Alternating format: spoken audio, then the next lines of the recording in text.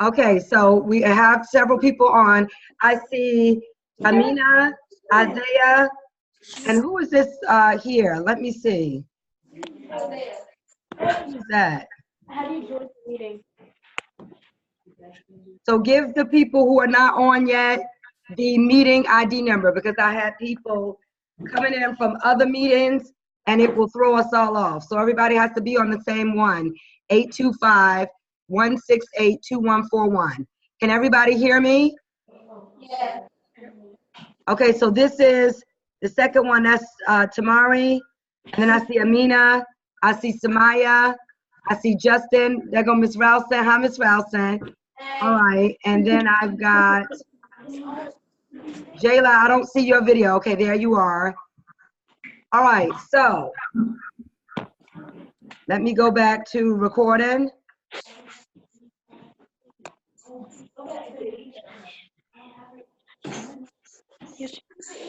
Okay, guys, we are recording now.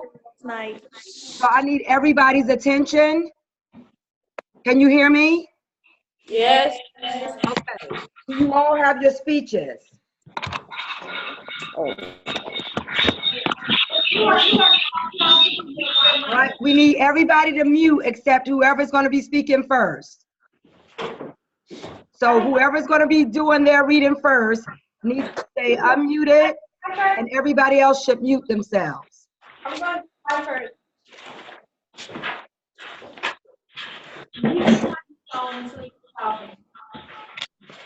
And we're pressed for time because we only have to 3 o'clock. So we need to move swiftly.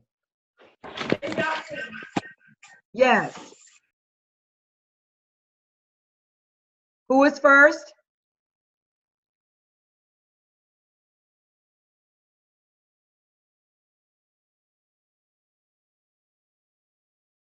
Okay, so who is going first?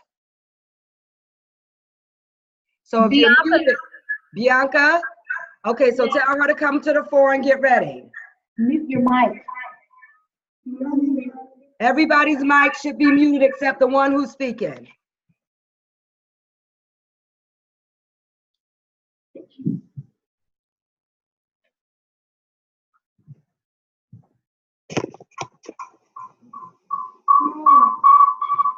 Did not say mute that mic.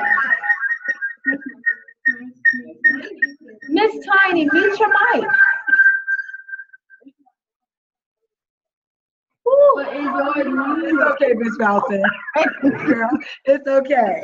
They getting on my nerves. You know I know. Amina, mute your mic. Is it? Justin, mute your mic. I can hear me. Yeah, you do have to mute your mic. Do y'all know how to do that? Let me see if I can figure it out.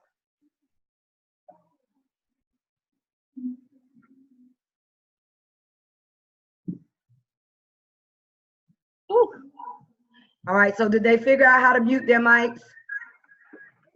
We're not coming, y'all need to go. We're not going. We're doing the video chat.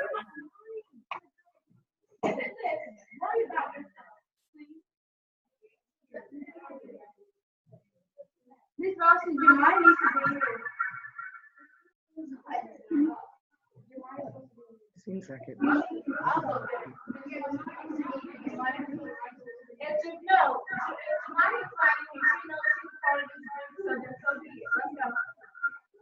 Okay, so Bianca.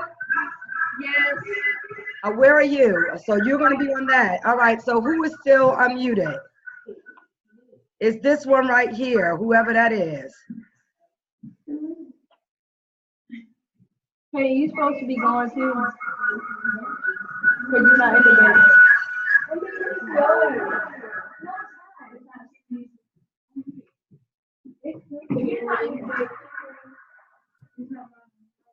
All right, Bianca. Yes. It's only one other person who's unmuted, but their picture is not showing up, so I don't know who it is. So everybody is muted except you and one person who's, okay, now they're muted. All right, good. All right, now, Bianca, we can go ahead and get started with you. What? Are you ready to start?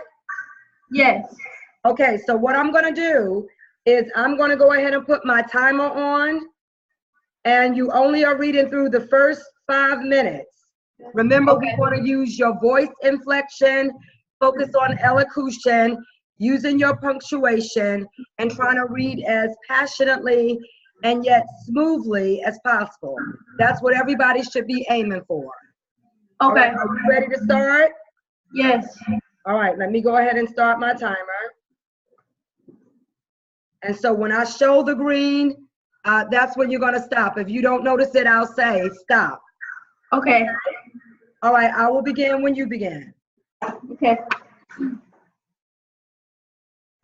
Mr. President, friends and fellow citizens, he who could address this audience without a quelling sensation has stronger nerves than I have. I do not remember ever to have appeared as a speaker before any assembly more strictly, nor with greater distrust of my ability than I do this day. A feeling has crept over me, quite unfavorable to the exercise of my limited powers of speech. The task before me is one which requires much previous thought and study for its proper performance. I know that apologies of this sort are generally considered flat and unmeaning. I trust, however, that mine will not be so considered. Should I seem at ease, my appearance would much misrepresent me. The little experience I've had in addressing public meetings in country schoolhouses avails me nothing on the present occasion. The papers and play cards say that I am to deliver a 4th of July oration. This certainly sounds large and out of the common way, for it is true that I have often had the privilege to speak in this beautiful hall and to address many who now honor me with their presence. But neither the familiar faces nor the perfect gauge I think I have of Corinthian Hall seems to free me from embarrassment. The fact is, ladies and gentlemen, the distance between this platform and the slave plantation from which I escaped is considerable, and the difficulties to be overcome in getting from the latter to the former are by no means slight. That I am here today is, to me, a matter of astonishment as well as of gratitude. You will not, therefore, be surprised if in what I have to say I evince no elaborate preparation nor grace my speech with any high-sounding exordium. With little experience and with less learning, I have been able to throw my thoughts hastily and imperfectly together, and trusting to your patience and generous indulgence, I will proceed to lay them before you. This, for the purpose of this celebration, is the 4th of July. It is the birthday of your national independence and of your political freedom. This to you is what the Passover was to the emancipated people of God. It carries your minds back to the day and to the act of your great deliverance, and to the signs and to the wonders associated with that act and that day. This celebration also marks the beginning of another year of your national life. It reminds you that the Republic of America is now 76 years old. I am glad, fellow citizens, that your nation is so young.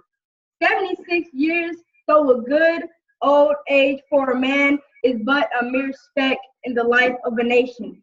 80 years and 10 is the allotted time for individual men, but nations number their years by thousands. According to this fact, you are, even now, only in the beginning of your national career, still lingering in the period of childhood. I repeat, I am glad this is so. There is hope in the thought, and hope is much needed under the dark clouds which lower above the horizon. The eye of the reformer is met with angry flashes, portending disastrous times. But his heart may well beat lighter at the thought that America is young and that she is still in the impressible stage of her existence. May he not hope that high lessons of wisdom, of justice, and of truth will yet give direction to her destiny? Were the nation older, the patriot's heart might be sadder, and the reformer's brow heavier. Its future might be shrouded in gloom, and the hope of its prophets go out in sorrow. There is consolation in the thought that America is young. Great streams are not easily turned from channels worn deep in the course of ages. They may sometimes rise in quiet and stately majesty and inundate the land, refreshing and fertilizing the earth with their mysterious properties. They may also rise in wrath and fury and bear away on their angry waves the accumulated wealth of years of toil and hardship. They, however, gradually flow back to the same old channel and flow on as serenely as ever.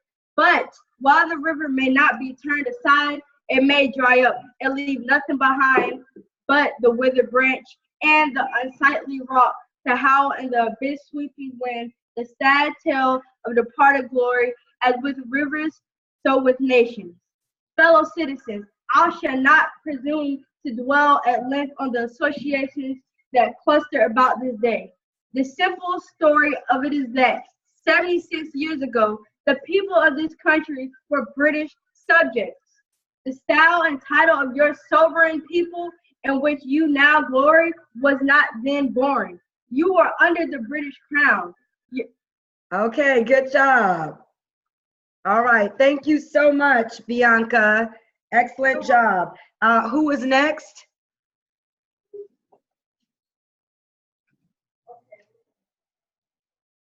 If you're going to use different tablets, then Bianca needs to mute hers and someone else can proceed to unmute theirs, and then we can go to the next reader.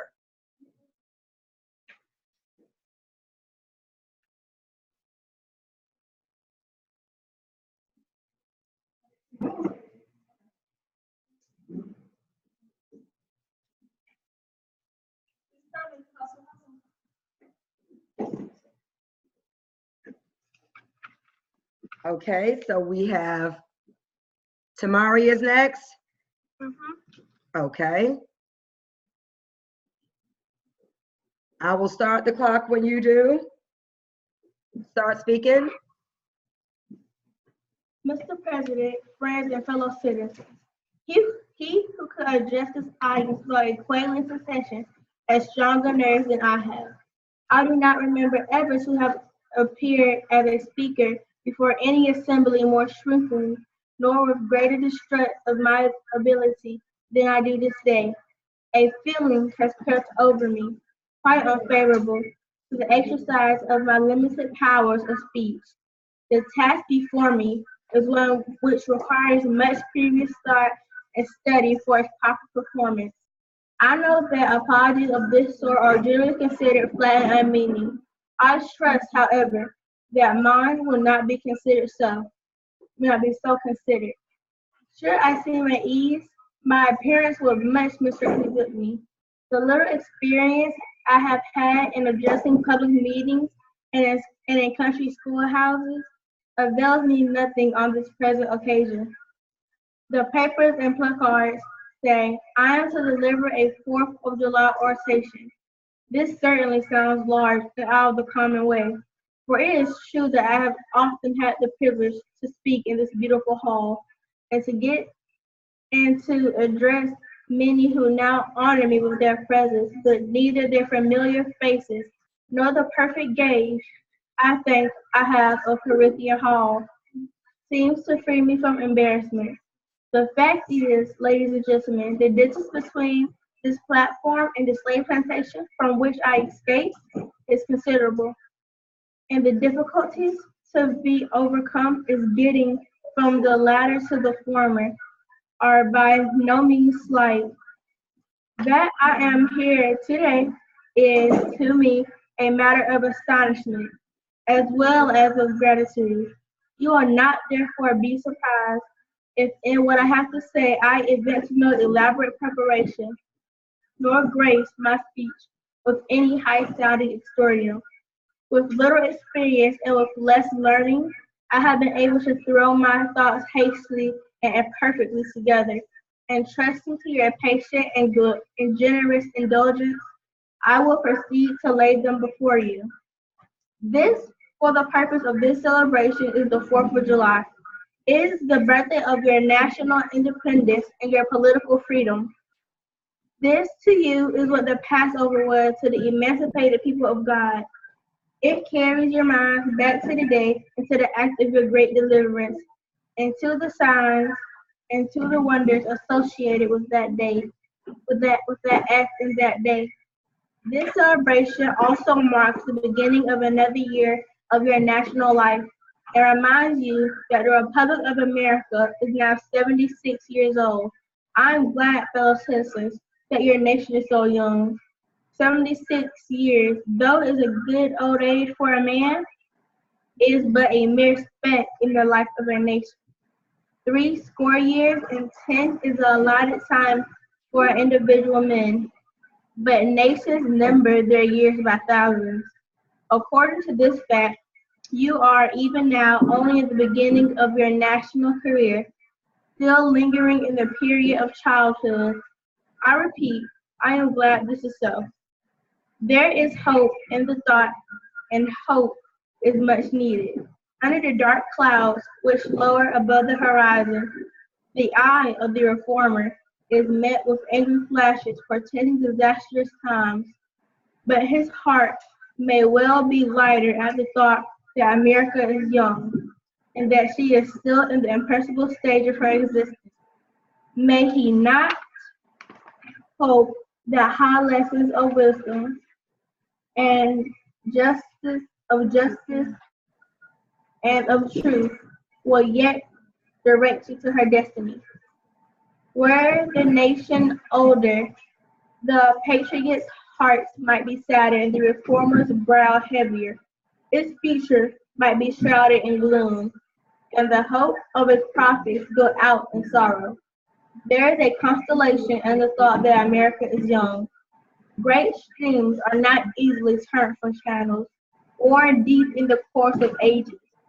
They may sometimes rise in quite in stately majesty and inundate the land, refreshing and fertilizing the earth with their mysterious properties. They may also rise in war and fury, and bear away on their angry waves the accumulated as serenely as ever. But while the river may not be turned aside, it may dry up and leave nothing behind but the withered branch and unsightly rock to howl in the absence sweeping mind when the sad of tale of the parted glory, as of rivers, so nations. Okay, good job. I could not presume to the will at the length of the association that cluster Tell her about. she can stop.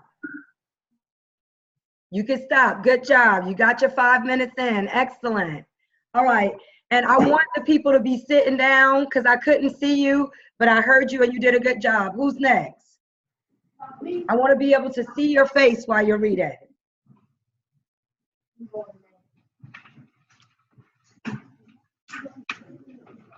And we have to go because I have to pick Sabri up at 2:36, but then I'm going to keep you on hold and I'll come right back. She's right at the bus stop. She'll be at the bus stop, but it's raining. So let's keep going swiftly so we can get everybody in. Who's next? Mr. President. Okay. All right. Justin is next. All right. I'll start when you start, Justin. Mr. President, friends, and fellow citizens. He who could address this audience without a quailing sensation has stronger nerves than I have. I do not remember ever to have appeared as a speaker before in the assembly more shrinkly nor with greater distrust of my ability than I do this day. A feeling has crept over me, quite unfavorable to the exercise of my limited powers of speech. The task before me is one which requires much previous thought and study for its proper performance. I know that apologizes of this sort are general, considerable, flat, and unmeaning. I trust, however, that mine will not be so considered. Should I seem at ease, my appearance would much misrepresent me. The little experience I have I have had in addressing public meetings and country schoolhouses avails me nothing on the present association. The papers and placards say I am to deliver a 4th of July orientation. This certainly sounds large and out of the common way. For it is true that I have often had the privilege to speak in this beautiful hall and to address many who now honor me with their presence. But neither their familiar faces nor the perfect age, I think I have a Corinne Hall seems to free me from embarrassment. The fact is, ladies and gentlemen, the distance between this platform and the slave plantation from which I escaped is considerable, and the difficulties to be overcome in getting from the latter to the former are by no means slight. That I am here today is to me a matter of astonishment as well as gratitude. You will not therefore be surprised in what I have to say. I evince no elaboration preparation nor grace my speech with any sounding extortion. With little experience and with less learning, I have been able to throw my thoughts hastily and imperfectly together. And trusting to your patient and generous indulgence, I will proceed to lay them before you. This, for the purpose of this celebration, is the 4th of July. It is the birthday of your national independence and of your political freedom. This to you is what the Passover was to the impassionated people of God. It carries your mind back to the day and to the act of your great deliverance and to the signs and to the wonders associated with that act and that day. This celebration also marks the beginning of another year of your nation and reminds you that Republic of America is now 76 years old. I am glad, fellow citizens, that your nation is so young. 76 years, though a good age for a man, is but a mere speck in the life of a nation. 70 years and 10 is the allotted time for individual men, but nations number their years by thousands. According to this fact, you are even now and only in the beginning of your national career, still lingering in the period of childhood. I repeat, I am glad this is so. There is no hope in the thought, and hope is much needed. Under the dark clouds which lower above the horizon, the eye of the reformer is met with angry flashes, portending disastrous times. But this heart may well be lighter at the thoughts that America is young and that she is still impressible, still of her existence. May he not hold that high lessons of wisdom, of justice and truth will yet give you the direction to her destiny. Where the nation older, the patriot's heart may be sadder, and the reformer's brow heavier. Its future might be shrouded in gloom, and the hope of its prophets go out in sorrow. There is consolation in the thought that America is young. Great streams are not easily turned from channels worn deep in the course of ages. They may sometimes rise in quiet and stately majestically and inundate the land, refreshing and fertilizing the earth with their mysterious properties. They may also rise in wrath and fury, and bear away on their angry waves the illuminated wealth of years of toil and hardship. Okay, you are done. Thank you so much. Thank you. All right, who is next?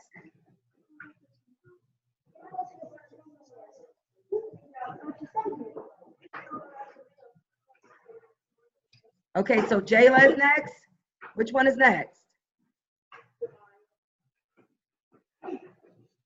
Okay, Samaya. Okay, I will start when you start. Mr. President, fellow friends and fellow citizens, he who could address this audience without a quelling sensation has stronger nerves than I have. I do not remember ever to have appeared as a speaker before an assembly more stringently nor with greater distress of my ability than I do this day. A feeling has crept over me, quite unfavorable to the existence of my limited powers of speech. The task before me is one which requires much previous thought and study for its proper performance. I know that apologies of this sort are generally considered flat and unmeaning. I trust, however, that mine will not be so considered. Should I seem at ease, my appearance would much misrepresent me. The little experience I have had in addressing public meetings in country schoolhouses avails me nothing on the present occasion. The papers and placards that I am to deliver a 4th of July oration. This certainly sounds large and out of the common way, for it is true that I have often had the privilege to speak in this beautiful hall and to address many who now honor me with their presence. But neither their familiar faces nor the perfect gauge I think I have of Corinthian hall seems to free me from embarrassment. The fact is, ladies and gentlemen, the distance between this platform and the slave plantation from which I escaped is considerable, and the difficulties to overcome in getting from the latter to the former are by means no slight. That I am here to this day, to me, a matter of astonishment as well as of gratitude. You will not therefore be surprised if in what I have to say I have no events or elaborate preparation,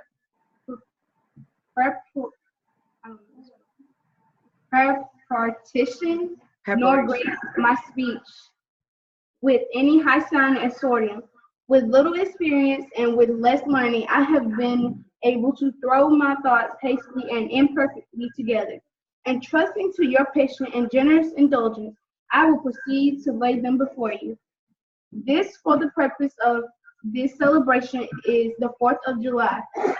It is the birthday of your national independence and of your political freedom. This, to you, is what the Passover was to the emancipated people of God. It carries your minds back to the day and to the act of your great deliverance, and to the signs and to the wonders associated with the act that day. This celebration also marks the beginning of another year of your national life, and reminds you that the Republic of America is now 76 years old. I am glad, fellow citizens, that your nation is so young. 76 years, though a good old age for a man, but it is a mere spurt in the life of a nation. 60 years and then 10 is allotted time for individual men, but nations number their years by thousands. According to this fact, you are even now only in the beginning of your national career, still lingering in the period of childhood. I repeat, I am glad this is so.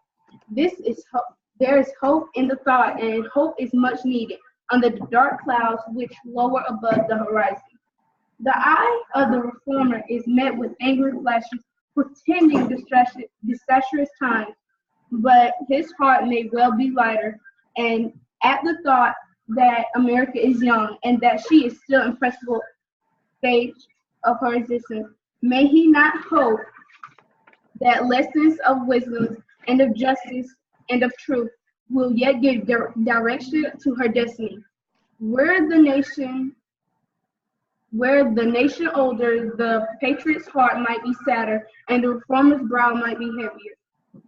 Its future might be shrouded in gloom, and the hope of its prophets to go out sorrow. There is consolation in the thought that America is young. Great streams are not easily turned from channels worn deep in the course of ages. They may sometimes rise in quiet and stately majesty, and inundate the land, refreshing and fertilizing the earth with their mysterious properties. They may also rise in wrath and fury, and bear away on their angry waves the accumulated wealth of the years of toil and hardship. They, however, gradually flow back to the same. Okay, very good. Excellent. You guys are doing a great job. All right, who's next? Okay, Jayla. All right. And Jayla, I will begin the recording when you start to speak. Okay. Mr. President, friends, and fellow citizens, he who could address this audience without a quailing sensation has stronger nerves than I have. I do not remember ever to have appeared as a speaker before any assembly more shrinkingly, nor with greater distrust of my ability than I do this day.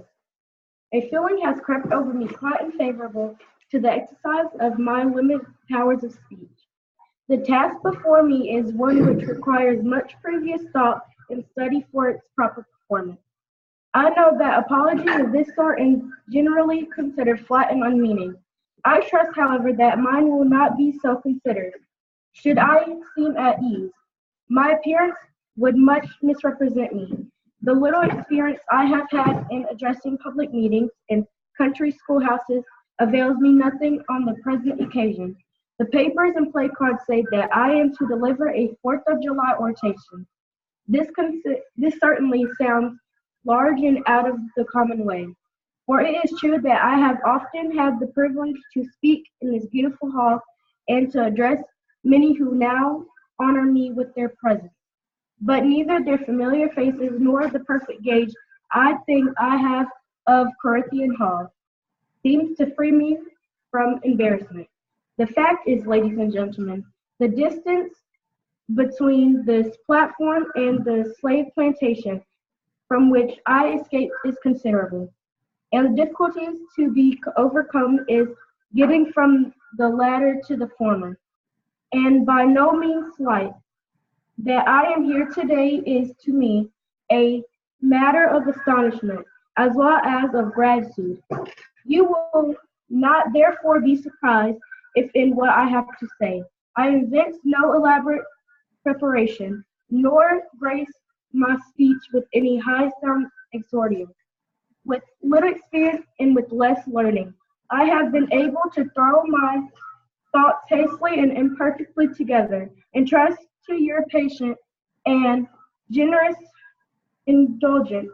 I will proceed to lay them before you. This, for the purpose of this celebration, is the 4th of July.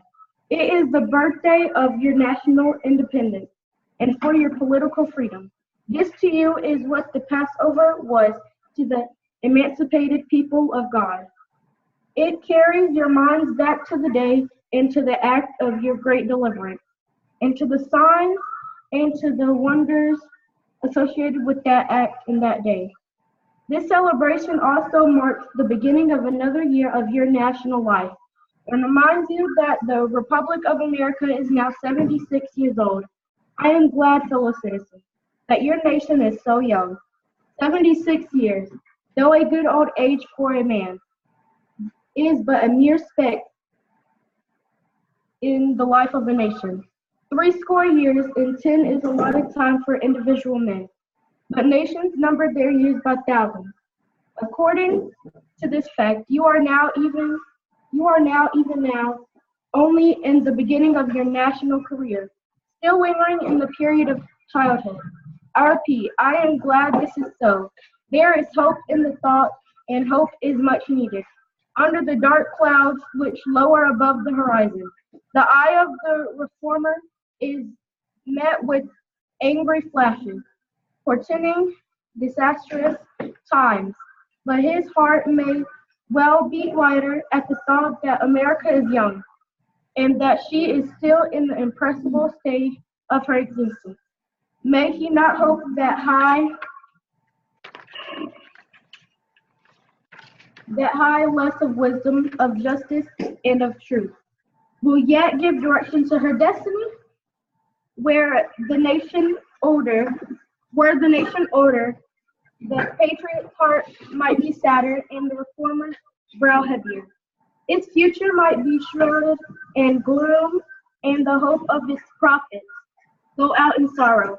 There is consolation in the thought that America is young.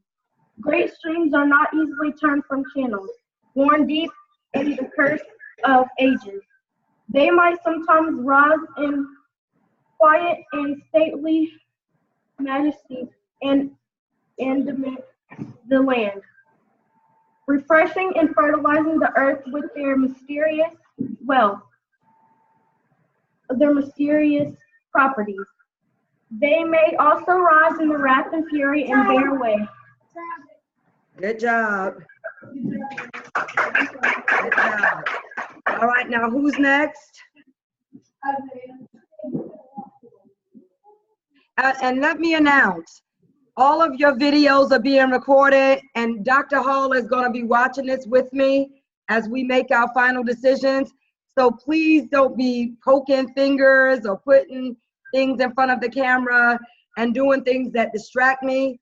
You know I have ADHD, and it makes it hard for me to follow the person who I'm focusing on. So just keep your cameras on you. If you have to get up and walk away, that's fine, but don't be putting things in front of your camera because it looks ridiculous, okay? Like Jayla right now, something is in front of yours. All right, so watch your hands and all of that. She's doing exactly what I'm asking her not to do.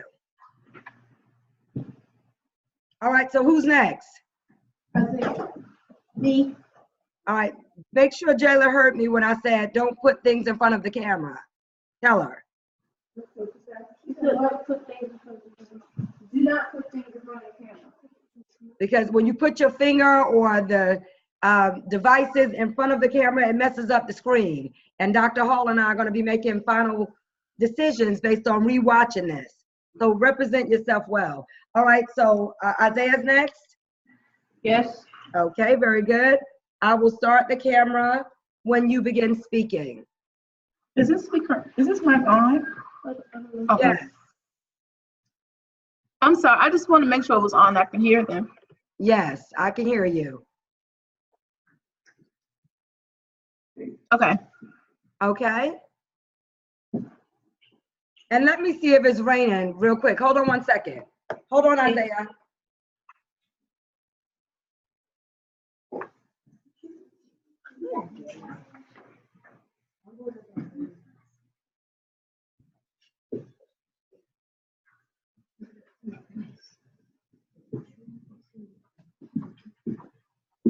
Okay, guys, so it's raining, so I have to get Sabria. Isaiah, I have time to do yours, and then I'm going to pause it, go in the neighborhood to get her, and I'm going to come right back and we'll finish.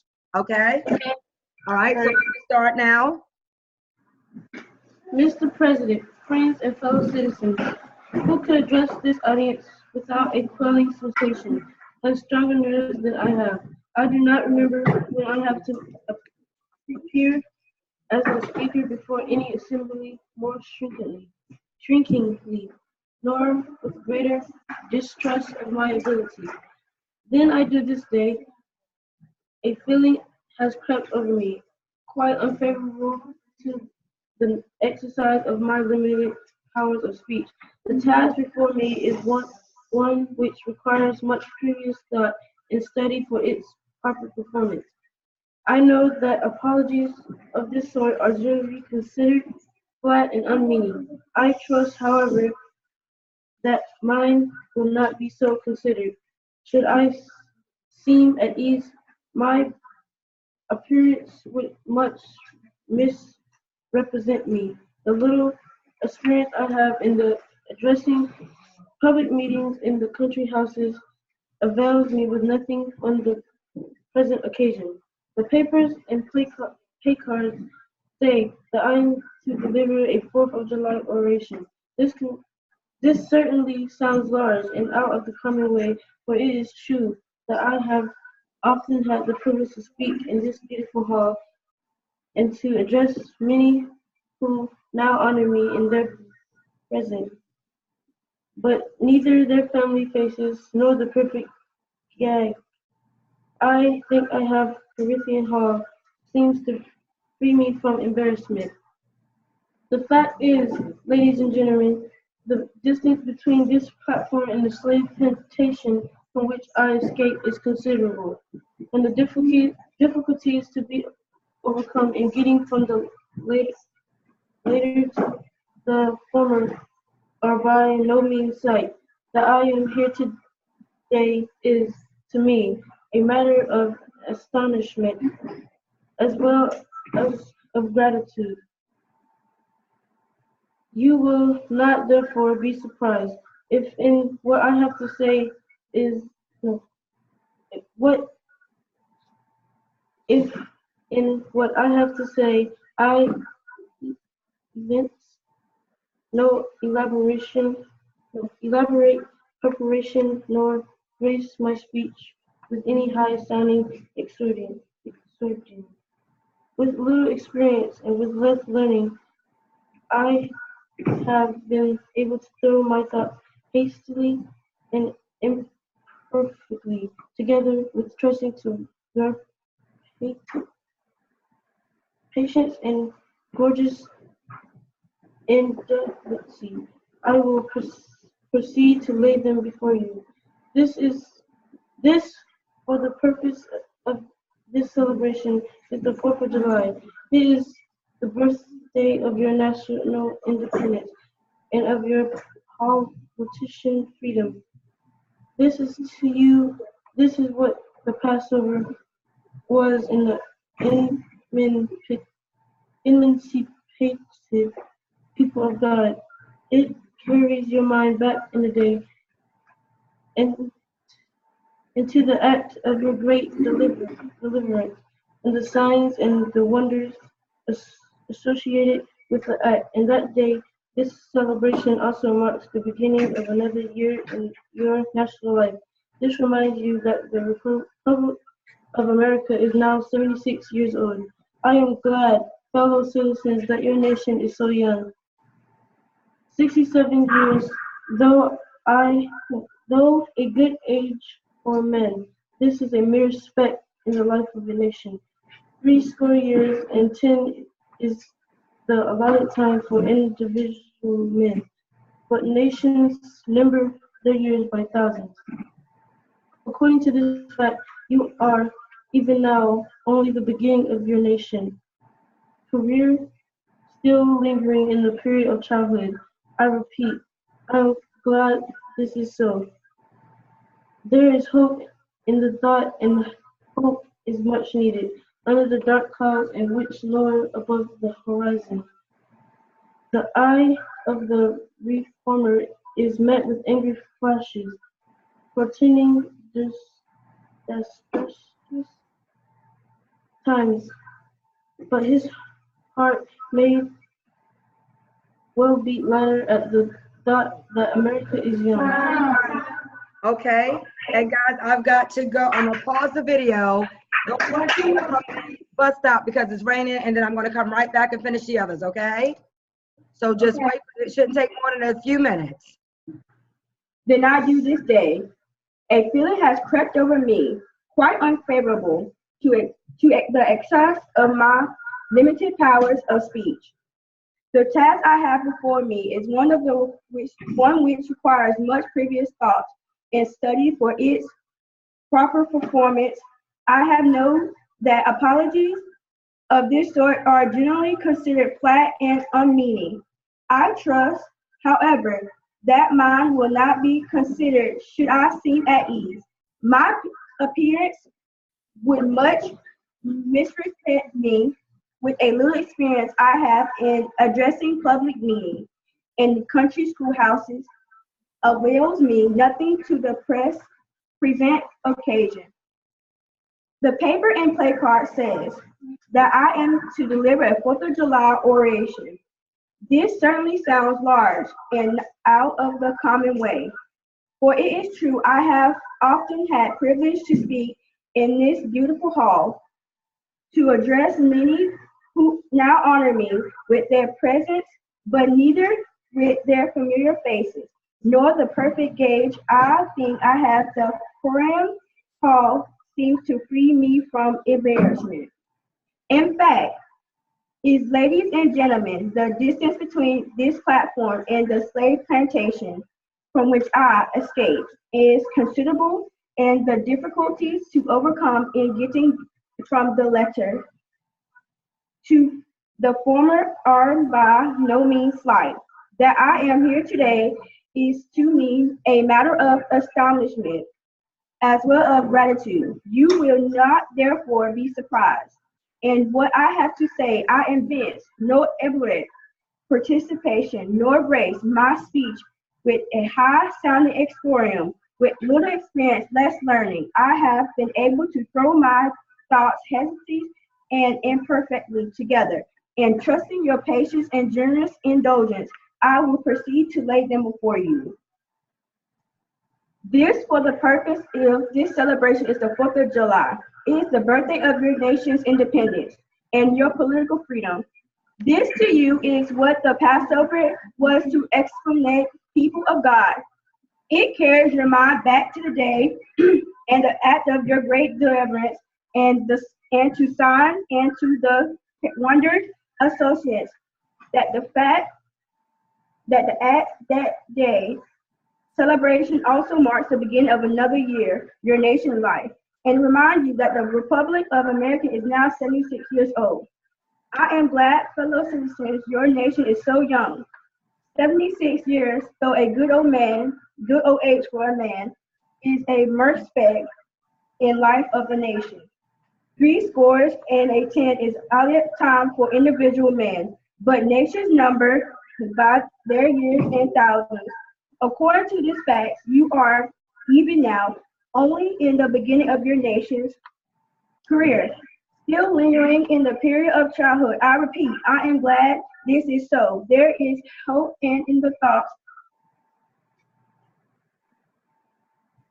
met with angry flashes, and hope machine under the dark clouds which lowered the horizon of the eye of reformers is met with angry flashes, pretending this short time. But this heart may well be lighter than a thought that America is young and that she is still in the present stage of existence may not hope that high. Lessons of wisdom, of justice, of truth will yet give direction to their destiny. Where the nation's older, the patriot's heart might be sadder and the reformers, however, brow heavier. Its future might be shredded in glory, and the hopes of its perhaps to go out in sorrow. There is conflict in the thoughts of American is young. Great streams are not easy to turn from channels, born deep in the courage of ages. There may sometimes rise in quite a stunning majesty and illuminate the lands for flourishing and fertilizing the earth with their mysteries, properties. They may also rise in the warm fury and bear away. Are there angry waves? Okay, very good. Thank you so much, Tamari. Is Lawanze reading today or no? Okay, so you are going to read? Okay. All right, so we still, if I got everybody right, I have Jemiah, Amina, and Lawanze still left. Is that correct?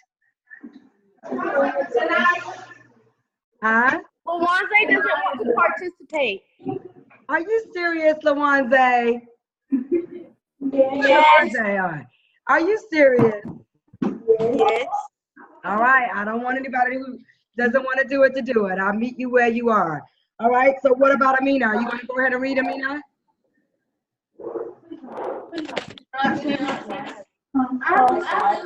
Samara, are you doing it? Listen, if you're gonna do it, Tell Amina I want her to read it because she did such a good job in class. This is not a commitment to go if you're selected. It's just a reading. So I want Amina on the microphone.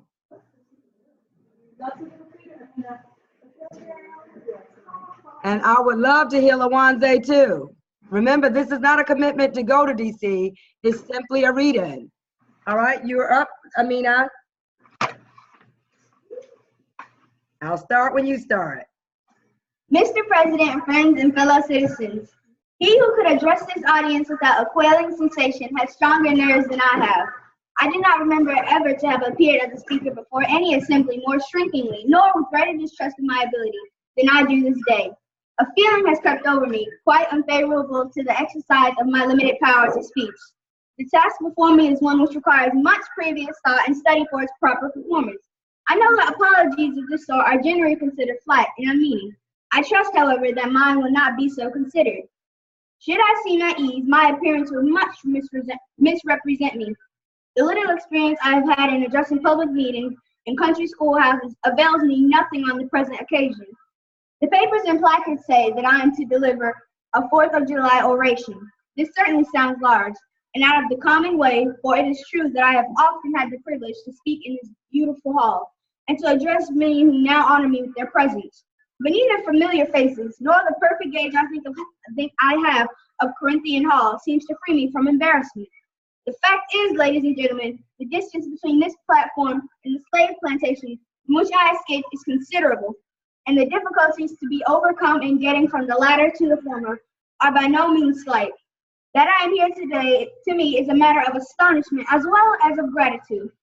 You will not, therefore, be surprised if, in what I have to say, I evince no elaborate preparation, nor grace my speech with any high-sounding exordium. With little experience and with less learning, I have been able to throw my thoughts hastily and imperfectly together, and trusting to your patient and generous indulgence, I will proceed to lay them before you. This, for the purpose of this celebration, is the 4th of July. It is the birthday of your national independence and of your political freedom. This to you is what the Passover was to the emancipated people of God. It carries your mind back to the day and to the act of your great deliverance, and to the signs and to the wonders associated with that act in that day. This celebration also marks the beginning of another year of your national life. I remind you that the Republic of America is now 76 years old. I am glad, fellow citizens, that your nation is so young. 76 years, though a good old age for a man, is but a mere speck in the life of a nation. 80 years and 10 is the allotted time for individual men, but nations number their years by thousands. According to this fact, you are even now only in the beginning of your national career, still lingering in the period of childhood. I repeat, I am glad this is so. There is hope in the thought, and hope is much needed, under the dark clouds just lower above the horizon. The eye of the reformer is met with angry flashes, portending disastrous times, but his heart may well beat lighter at the thought that America is young, and that she is still in the impressible stage of her existence. May he not hope that high lessons of wisdom, of justice, and of truth will yet give direction to her destiny. Were the nation older, the patriot's heart might be sadder, and the reformer's brow heavier. Its future might be shrouded in gloom, and the hope of its prophets go out in sorrow. There is consolation in the thought that America is young. Great streams are not easily turned from channels worn deep in the courses of ages. They may sometimes rise in quiet and stately majesty and inundate the land, refreshing and fertilizing the earth with their mysterious properties. They may also rise in wrath and fury and bear away on their angry waves the accumulated wealth of years of toil and hardship. They, however, gradually flow back to the same old channel and flow on as serenely as ever. But while the river may not be turned aside, it may dry up and leave nothing behind but the withered branch and the unsightly rock, the howl and the abyss sweeping wind, the sad tale of departed glory. As with rivers, so with nations. Fellow citizens, I shall not presume to dwell at length on the associations that cluster about this day. The simple story of it is that 76 years ago, the people of this country were British subjects. The style and title of your sovereign people, in which you now glory, was not then born. You were under the British crown. Your fathers esteemed the English government as the home government, and England as the fatherland. This home government, although a considerable distance from your home, did, in the exercise of its parental prerogatives, impose upon its colonial children such restraints, burdens, and limitations as, in its mature judgment, it deemed wise, right, and proper. But your fathers who had not adopted the fashionable idea of this day and the infallibility of government and the absolute character of its acts presumed to differ from the home government in respect to the wisdom and the justice of some of those burdens and restraints. They went so far in their excitement as to pronounce the measures of government unjust, unreasonable, and oppressive, and altogether such as ought not to be quietly submitted to. Very good, Amina. Thank you. All right. So The only two left are Jemiah, and if Lawanza doesn't want to read, then it's just Jemiah. Did you still want to do it, Jemiah, or are you sitting out? I know we talked about both options. What'd she say? Her mic is muted.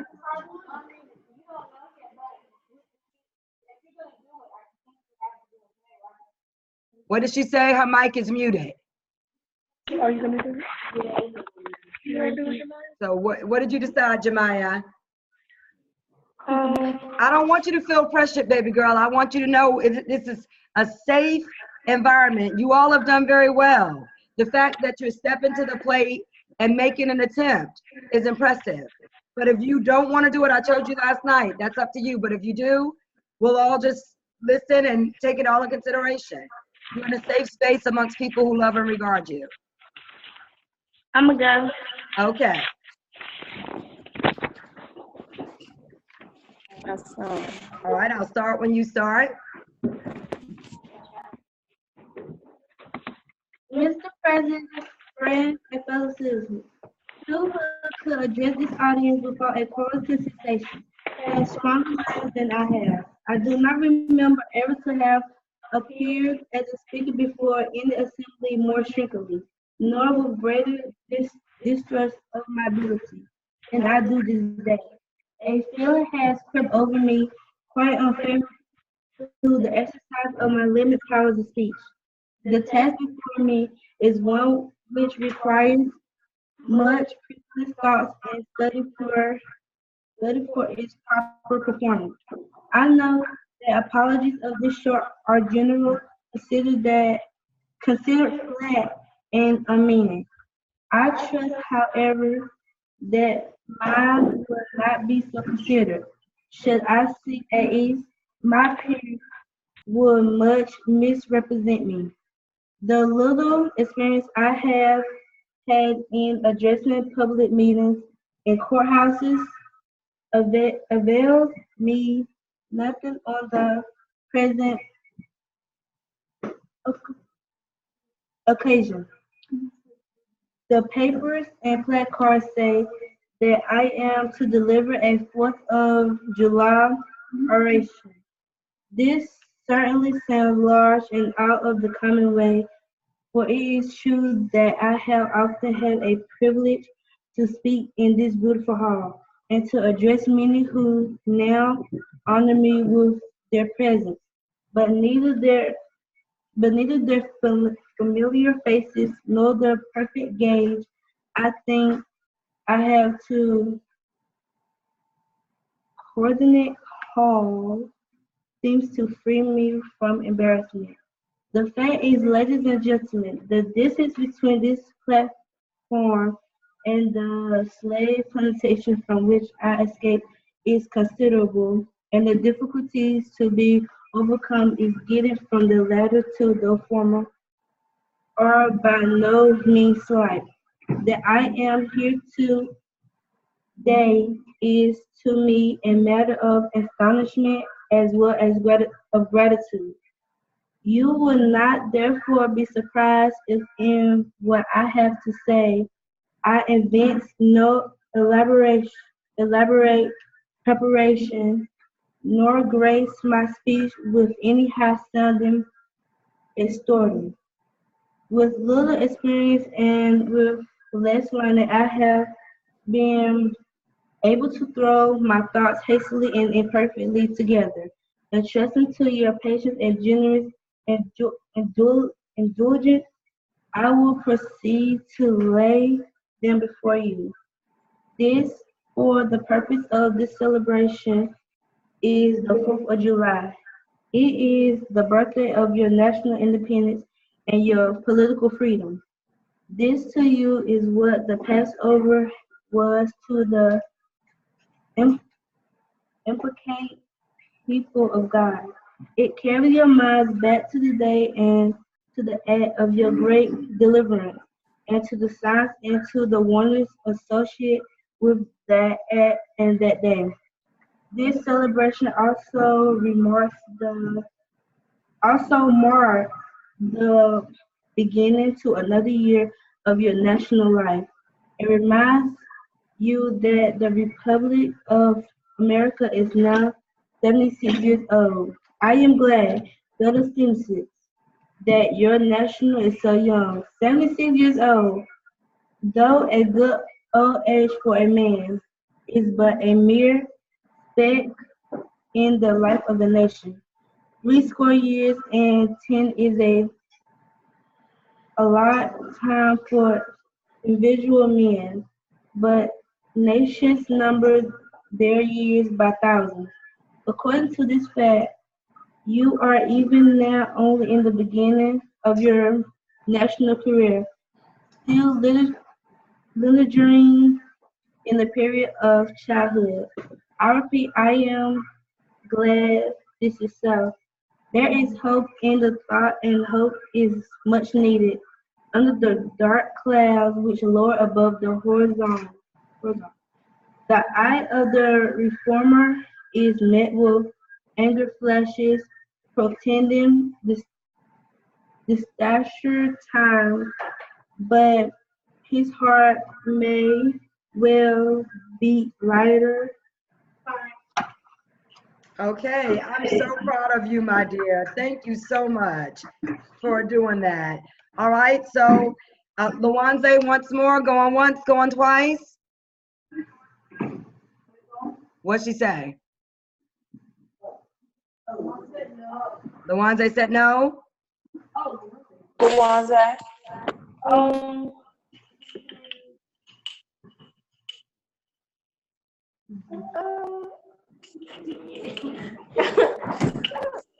I mean, we're approaching 3 o'clock and you guys got to do clean up, everybody, everywhere. So if we're going to do it, it's now or never. You don't think so? Okay, so here's for everybody else who did read today. I'm going to be speaking with Dr. Hall.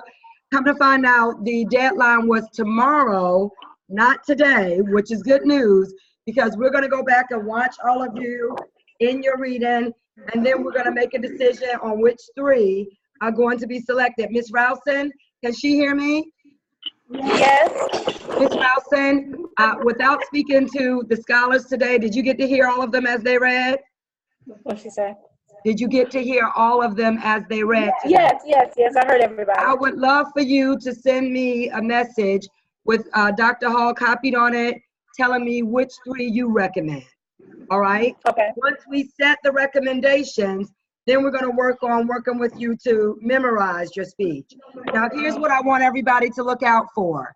I'm going to send an email before tonight is over with the link for you to go in and look at other oratorical contest winners, as well as the tips for memorization and all the stuff that they give you to help you prepare for the event. So that email will be sent out before the night is over. So you can just look for it tomorrow, over the weekend, or on Monday when you're back at school. All right? Okay. So regardless of which 3 are selected, I want all of us to support those 3 so we can be their audience and give them feedback and help them with evaluations. So everybody that's on the team today, including Luanze, will help in this process. So the 3 selected will be supported by everybody else. And we're still going to do this as a team effort. Are there any questions that you guys have? Yes. So Amina, she's not gonna do it. She's just reading. Right. So Amina, I'm making a note that she doesn't want to be considered. Am I understanding that correctly, Amina? Yes, I know. She says she doesn't want to be considered, right? Yes, that is what she said. Okay, so I appreciate you reading. And so it will be decided between Bianca, Tamari, Justin, Samaya, Jayla, Isaiah, Samaya, Jemiah, and that's it. Did I get everybody? So Yes. of those names, Miss Rowson, please just send me an email and copy Dr. Hall on it with the 3 that you select. Everybody else, you can look for an email with all the information about what you need to know about previous winners, as well as recommendation for memorization. And then once the decision is made by Dr. Hall, and I'll send a separate email with the subject field, 3 winners selected, okay? And Dr. Hall is either gonna do that today or first thing tomorrow morning. So the email will go out with the winners no later than tomorrow. And the email with all the other tidbits that I said I would send will go out sometimes tonight.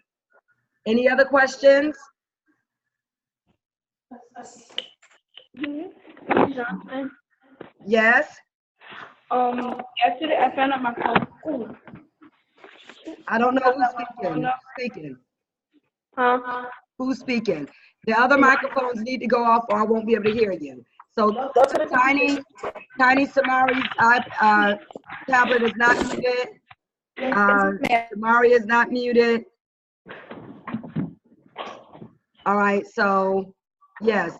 So Tamari, where you are sitting, Flife, you need to mute that device where you are. I'm saying your device is not muted. Okay, now come back over here. Now, what were you saying, Samaya? I said I found out my phone number. You did? All right, well, let me get it so I can have it. Okay. You got to go get it. Any other questions or concerns?